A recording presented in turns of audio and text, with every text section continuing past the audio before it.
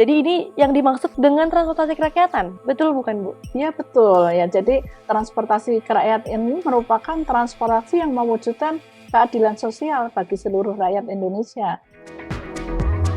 Kadang-kadang pelayanan pelabuhan itu juga belum 24 jam dan 7 hari. Atau bahkan kalau mau ke arah Pegunungan Bintang, itu pesawatnya ada tapi BBM-nya tidak ada. Ada pengawasan terkait dengan siapa yang memanfaatkan tol laut ini. Jangan sampai program yang untuk transportasi kerakyatan, tapi hanya kalangan tertentu saja yang bisa memanfaatkan. Peran pemerintah daerah ini sangat besar, tetapi pemerintah daerah juga perlu dibantu oleh pemerintah pusat.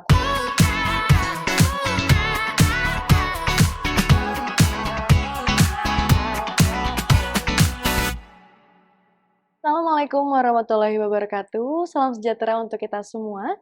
Selamat datang di Talkportasi, podcast resmi Badan Kebijakan Transportasi Kementerian Perhubungan.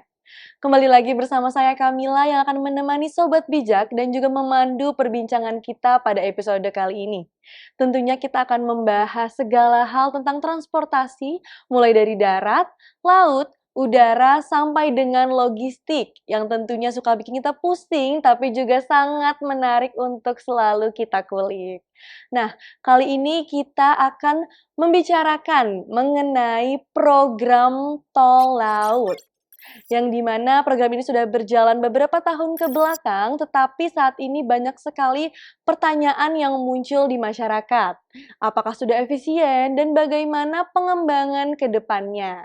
Untuk itu, untuk membahas program yang menarik ini, kita sudah kedatangan tamu spesial, yaitu Ibu Fadila selaku analis kebijakan Madya. Selamat datang Ibu, apa kabar? Terima kasih Mbak, kabar baik. Terima kasih saya sudah diundang di podcast ini. Senang sekali kita akan sharing terkait tol laut. Di sini khususnya program angkutan barang, last mile, first mile, untuk mendukung program tol laut sehingga biaya logistik menjadi murah dan terwujud transportasi kerakyatan. Kami juga senang banget dapat berbincang dengan Ibu Fadila untuk membicarakan mengenai logistik. Karena kan ini topik yang selalu menarik ya Ibu, karena semua masyarakat pasti terkena dampaknya secara langsung maupun secara tidak langsung.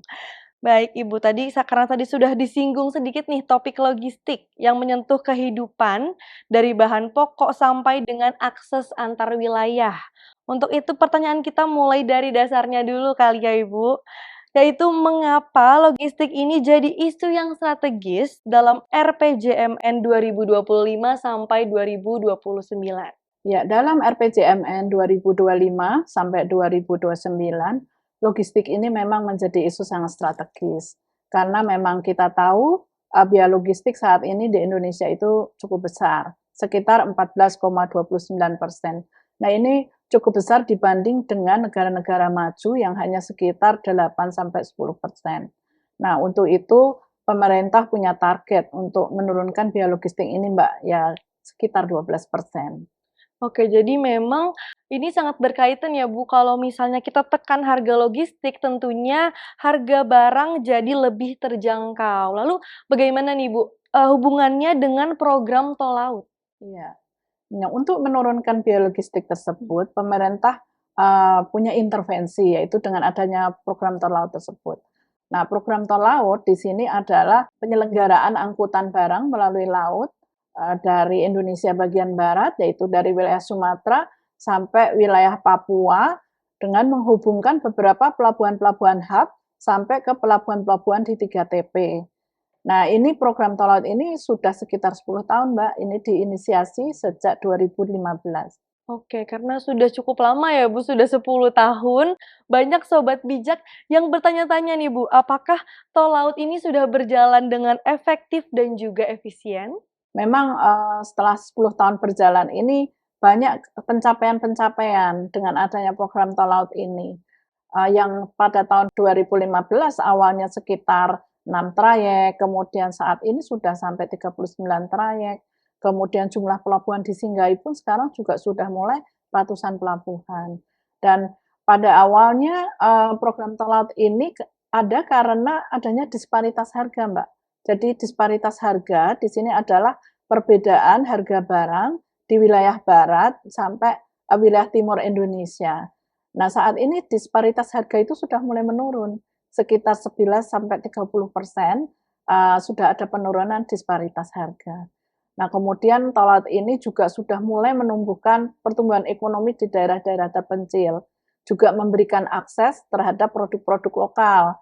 Contohnya seperti produk-produk perikanan yang ada di Pulau Anambas, kemudian di Maluku, kemudian produk-produk seperti CPO dari Nunukan, kemudian rumput laut dari Tarakan atau dari NTT, produk beras, kopra, karet itu produk-produk lokal yang sekarang sudah mulai bisa dipasarkan baik di tingkat domestik ataupun internasional.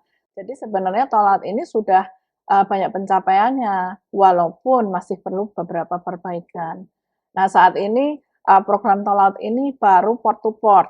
Jadi angkutan barang ini baru efisien dari pelabuhan besar ke pelabuhan besar. Seperti contoh misalkan dari Tanjung Priuk sampai ke Makassar, dari Makassar sampai ke Sorong, ini semuanya sudah beroperasi secara efisien. Akan tetapi sampai ke wilayah end user, sampai ke wilayah pengguna akhir, ini masih banyak kendala. Sehingga di sini diperlukan peran adanya transportasi multimoda. Kemudian saat ini angkutan balik juga masih menjadi permasalahan. Angkutan balik ini belum seimbang. Jadi masih banyak potensi-potensi komoditi daerah yang masih belum bisa kita angkut karena masih adanya keterbatasan komoditi yang bisa dibawa ke wilayah barat. Kemudian yang menjadi permasalahan dari tol laut adalah sinergi antar lembaga. Karena program tol laut ini juga melibatkan banyak lembaga-lembaga, baik pemerintah pusat ataupun pemerintah daerah. Jadi sinergi antar lembaga ini juga masih menjadi tantangan. Oke, jadi memang sudah berjalan baik programnya Ya. sendiri ya Bu, tapi masih banyak yang harus diperbaiki dalam pengembangannya. Oke, pertanyaan selanjutnya. Apa sebenarnya tujuan dari kajian kebijakan ini? Kami Badan Kebijakan Transportasi melakukan kajian terkait tol laut. Di sini bertujuan memberikan rekomendasi kepada pemerintah terkait dengan transportasi angkutan barang, khususnya transportasi last mile dan first mile untuk mendukung program tol laut agar biaya logistik menjadi murah dan terwujudlah transportasi kerakyatan. Nah, apa yang disebut dengan transportasi last mile dan first mile ini? Transportasi ini adalah merupakan transportasi lanjutan dari pelabuhan hub sampai kepada end user. Nah, jadi dengan adanya angkutan last mile dan first mile ini barang bisa sampai kepada pengguna akhir. Itu Mbak. Oke, jadi memang bukan hanya terkait kapal besar ataupun pelabuhan besar ya Bu, tapi tentang bagaimana barang-barang dapat terdistribusikan ke seluruh masyarakat di Indonesia. Oke, jadi ini yang dimaksud dengan transportasi kerakyatan, betul bukan Bu? Iya betul ya. Jadi transportasi kerakyat ini merupakan transportasi yang mewujudkan keadilan sosial bagi seluruh rakyat Indonesia. Nah, bagaimana dengan adanya program tol laut ini masyarakat di wilayah-wilayah terpencil atau di wilayah 3TP tersebut bisa menikmati barang secara efisien dengan harga yang terjangkau, gitu Mbak. Oke, menarik sekali Sobat Bijak. Jadi artinya bukan sekedar memperbaiki sistem logistik, tetapi juga menciptakan keadilan ekonomi antar wilayah. Nah, kalau begitu kita jadi penasaran Ibu, hasil nyata apa sih yang diharapkan dari kebijakan ini? Apa yang menjadi outcome dan juga output dalam kajian ini? Dari kajian ini kita mempunyai output berupa rekomendasi kebijakan yang kita usulkan dalam bentuk laporan dalam format policy brief, policy paper, dan surat kepada Bapak Menteri Perhubungan. Policy brief di sini merupakan laporan singkat sekitar 3 sampai 4 halaman. Kemudian kalau policy paper di sini bisa sampai 30 halaman karena policy paper ini dilengkapi dengan data-data dukung, data-data analisis. Kemudian kalau surat kepada Bapak Menteri Perhubungan ini sekitar 1 sampai 2 lembar laporan saja. Nah, untuk outcome-nya sendiri dengan adanya kajian ini diharapkan memberikan dampak terhadap keberhasilan pengembangan transportasi last mile, first mile untuk mendukung program tol laut sehingga terwujudlah transportasi kerakyatan. Itu, Mbak. Oke, mungkin boleh Bu Fadilah, dijelaskan apa saja ruang lingkup kegiatan atau tahapan yang dilakukan dalam penyusunan rekomendasi kebijakan ini? Dalam kajian yang kami lakukan ada tahapan-tahapan. Pertama adalah kita inventarisir terkait regulasi. Regulasi ini terkait regulasi transportasi darat, regulasi transportasi laut, regulasi transportasi udara, angkutan multimoda, regulasi terkait dengan subsidi yang diperlukan, kemudian juga program-program yang sejenis yang terkait dengan peningkatan konektivitas dan meningkatkan kesejahteraan masyarakat di 3TP. Contohnya seperti program yang dimiliki oleh Kementerian Perdagangan, program Green Maritim, program yang dimiliki oleh Kementerian BUMN seperti program Rumah Kita, itu adalah program-program yang dimiliki antar kementerian. Nah, dari sini data kita kumpulkan dengan melakukan survei di lapangan. Kita mempunyai 3 lokasi wilayah survei, yaitu Indonesia bagian barat, kita wakili daerah Kepulauan Anambas. Di Kepulauan Anambas ini kita menginventarisir atau mengumpulkan data terkait trayek atau laut dari Jakarta ke Letung, kemudian ke Pulau Tarempa sampai ke Natuna. Nah, itu merupakan lokasi observasi di pertama. Kemudian yang kedua adalah Indonesia bagian tengah, diwakili oleh daerah Tarakan dan Nunukan. Di situ kita melihat trayek atau laut dari Surabaya, Tarakan, Nunukan, sampai kepada Kecamatan Sepupu dan sampai ke pedalaman, yaitu di Pegunungan Krayan. Kemudian wilayah survei yang ketiga yaitu di Indonesia bagian timur. Di Papua itu kita ke Merauke. Merauke itu trayek angkutan tol laut ini sampai ke Asmat, ke Oksibil, sampai ke Pegunungan Bintang. Nah, dari pengumpulan data tersebut, kemudian data kita olah, kita analisis, selanjutnya kita susun konsep rekomendasi kepada Bapak Menteri Perhubungan. Oke, jadi memang sudah banyak sekali ya Bu kegiatan yang dilakukan, bahkan sampai keluar Indonesia ya Bu. Tapi kan tentu ini sangat sensitif jadinya ya Bu, pasti kita harus memperhitungkan juga dari segi hukumnya. Untuk itu, ada pertanyaan juga ini Bu, bagaimana sih Bu terkait dasar hukum tol laut dan sinergi kelembagaannya saat ini? Terkait dengan dasar hukum, tol laut di sini sudah ada berupa peraturan presiden nomor 106 tahun 2015 tentang penyelenggaraan kewajiban pelayanan publik untuk angkutan barang melalui laut. Dari peraturan presiden ini menjadi dasar kita bisa melakukan sinergi antar kelembagaan. Nah, baik seperti Kementerian Perdagangan, Kementerian BUMN. Nah, ini semuanya yang mempunyai tujuan serupa untuk meningkatkan konektivitas dan kesejahteraan masyarakat di 3TP. Kalau sinergi di dalam Kementerian Perhubungan sendiri, kita juga ada yaitu subsidi dari Dirjen Perhubungan Laut berupa program tol laut ini bersinergi dengan subsidi dengan Dirjen Perhubungan Darat yang bekerja sama dengan Damri. Nah, itu merupakan angkutan lanjutan dari angkutan laut disambung dengan angkutan jalan, yaitu menggunakan truk. Kemudian untuk yang di Kalimantan Utara itu sampai ke daerah terpencil juga ada yang menggunakan angkutan udara. Kalau di Papua beberapa angkutan lanjutan itu memang menggunakan angkutan udara. Jadi ini sinergi bisa lintas kementerian juga antar direktorat jenderal yang ada di Kementerian Perhubungan. Oke, karena Ibu sudah singgung soal koordinasi dan juga sinergi ya Bu, tentu kan nggak lepas dari peran para pemangku kepentingan di lapangan. Saya dengar hasil dari evaluasi Stakeholder Network Analysis atau SNA, ternyata peran pemerintah daerah ini cukup besar ya Bu dalam program ini?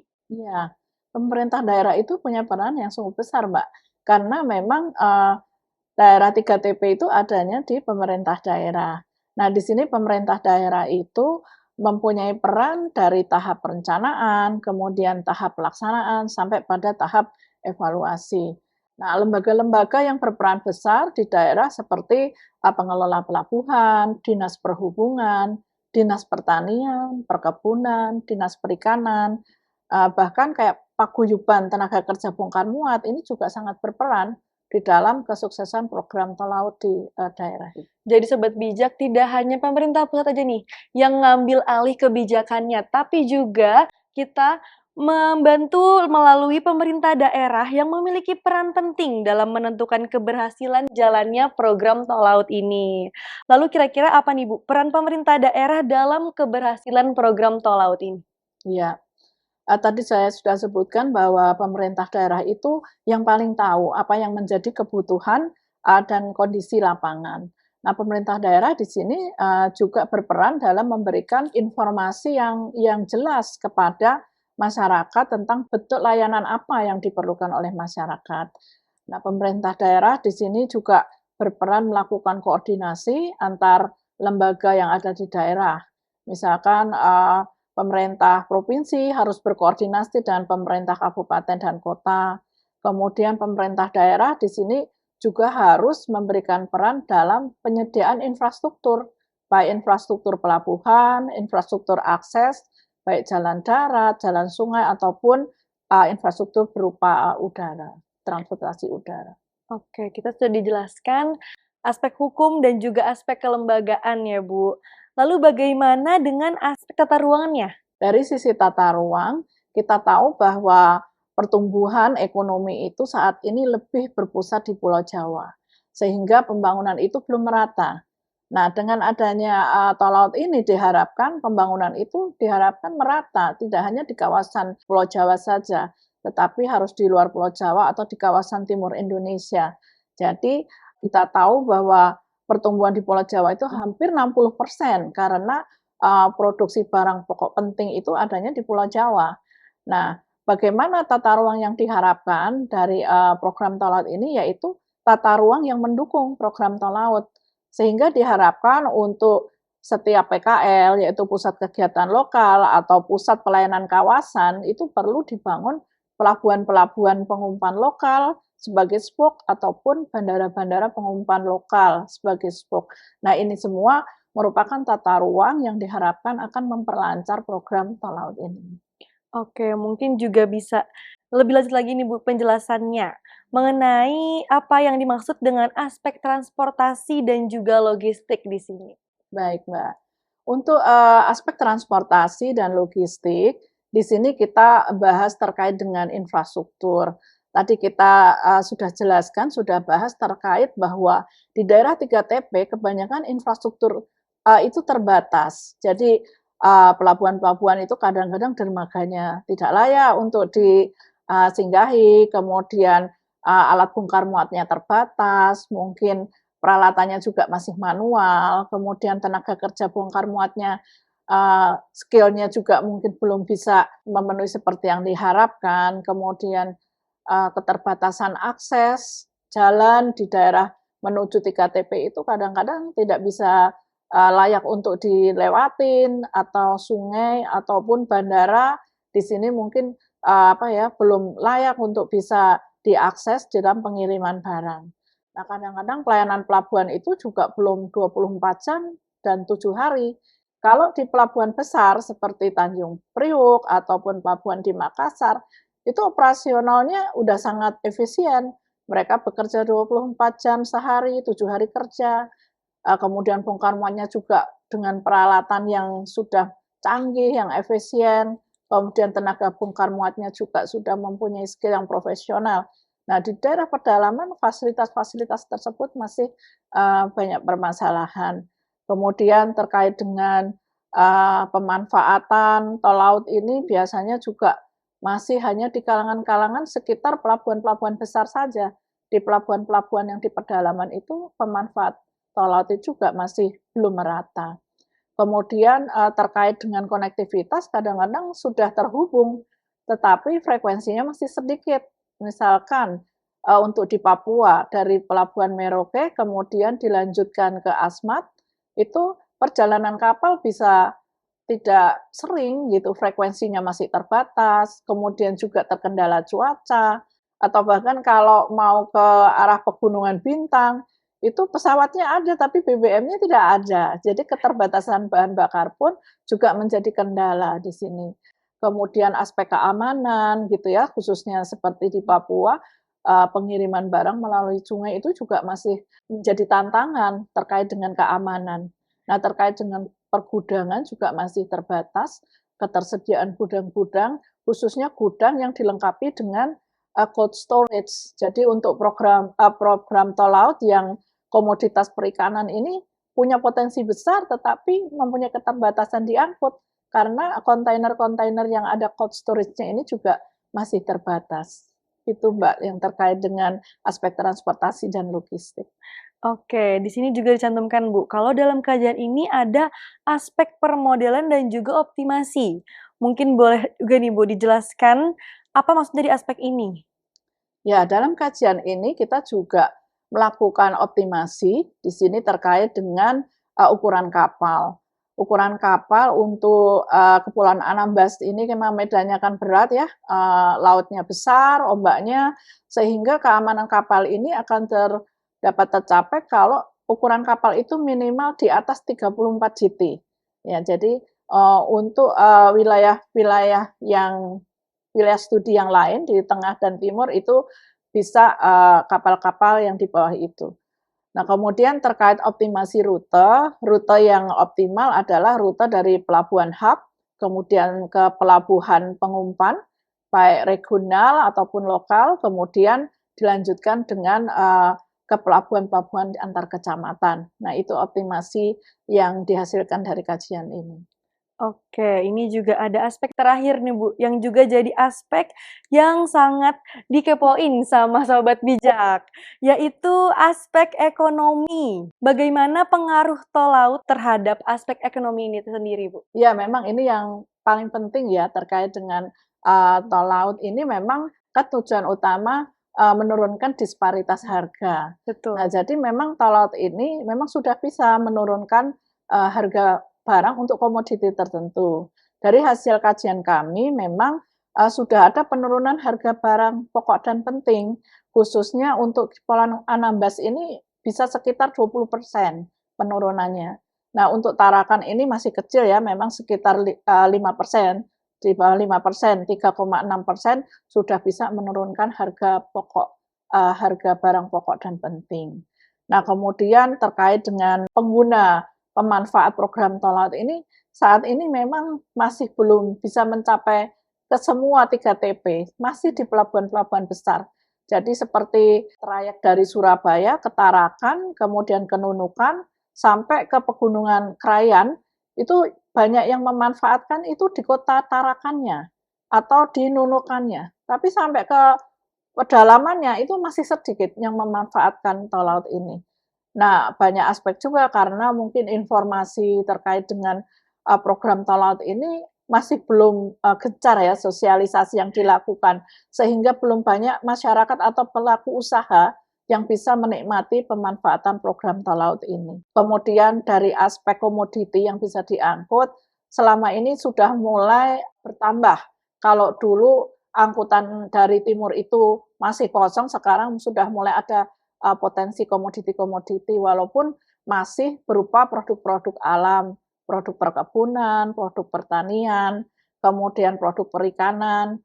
Nah, beberapa misalkan contoh CPO itu merupakan produk yang diangkut dari Nunukan, rumput laut.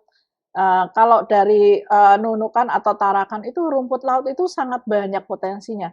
Tetapi kapasitas angkut dari kapal tol laut ini karena frekuensinya sedikit sehingga tidak banyak yang terangkut. Jadi sebenarnya potensinya banyak, tetapi masih juga belum banyak terangkut karena keterbatasan trayek atau rute dari tol laut itu yang masih lama frekuensi kedatangannya. Itu kira-kira Mbak terkait dari aspek ekonomi. Oke, memang sangat banyak ya Bu yang bisa dibahas dari program tol laut ini. Jadi apa yang menjadi rekomendasi nih Bu dari kebijakan dalam kajian ini? Baik, jadi dari kajian ini rekomendasi yang kami usulkan yaitu yang pertama terkait dari aspek regulasi dan kelembagaan.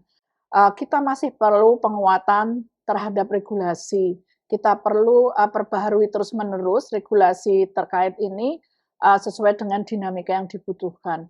Kemudian sinergi antar lembaga itu perlu ditingkatkan efektivitasnya, terutama program-program yang sebenarnya sudah diinisiasi saat ini program Grand Maritim, program Rumah Kita, itu program yang sangat mendukung program tol laut ini. Jadi pergudangan-pergudangan itu khususnya yang ada cold storage-nya itu sangat dibutuhkan, terutama untuk barang-barang perishable good. Kemudian peran pemerintah daerah ini sangat besar, tetapi pemerintah daerah juga perlu dibantu oleh pemerintah pusat, khususnya dalam penyediaan anggaran dan bagaimana kita meningkatkan profesionalisme SDM-nya. Kemudian aspek yang kedua adalah aspek tata ruang.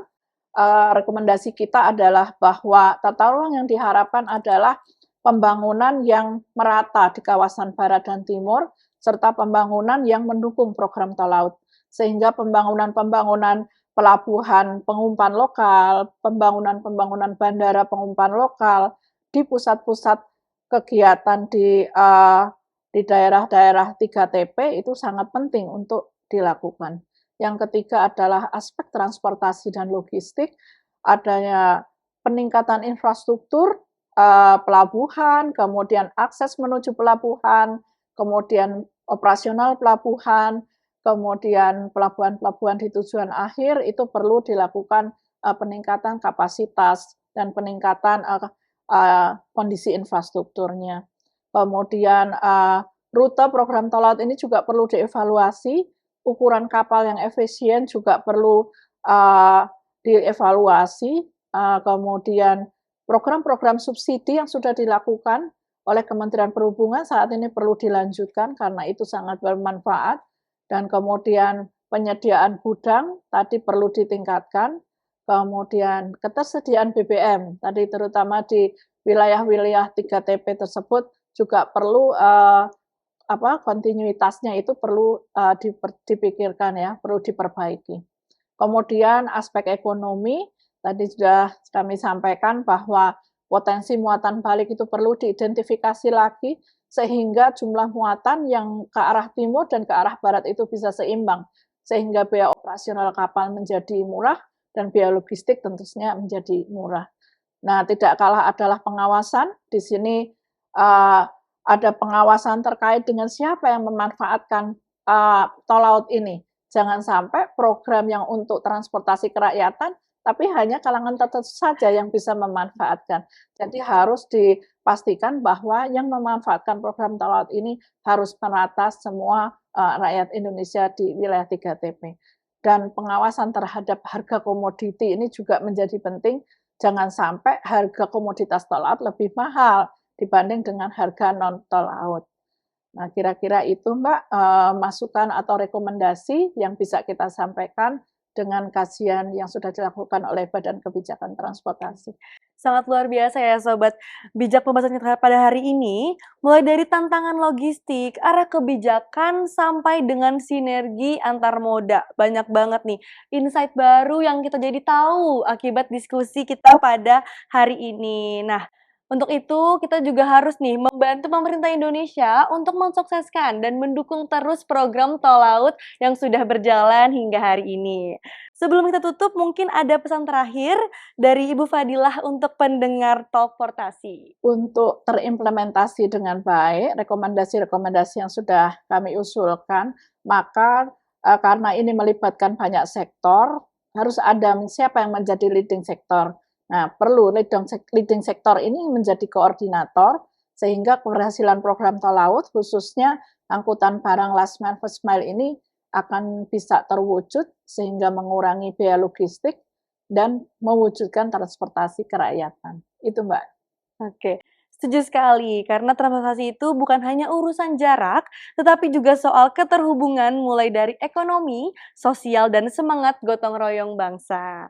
Terima kasih banyak Ibu Fadilah sudah hadir dan mau berbincang mengenai program tol laut pada episode pada hari ini. Dan buat kamu Sobat Bijak, jangan lupa follow dan share episode ini jika kamu merasa topik ini penting untuk masa depan logistik Indonesia. Sampai jumpa di episode berikutnya dari Talk Portasi, bercerita, berbagi, dan bergerak bersama untuk transportasi Indonesia yang lebih baik. Tetap semangat dalam membangun konektivitas negeri.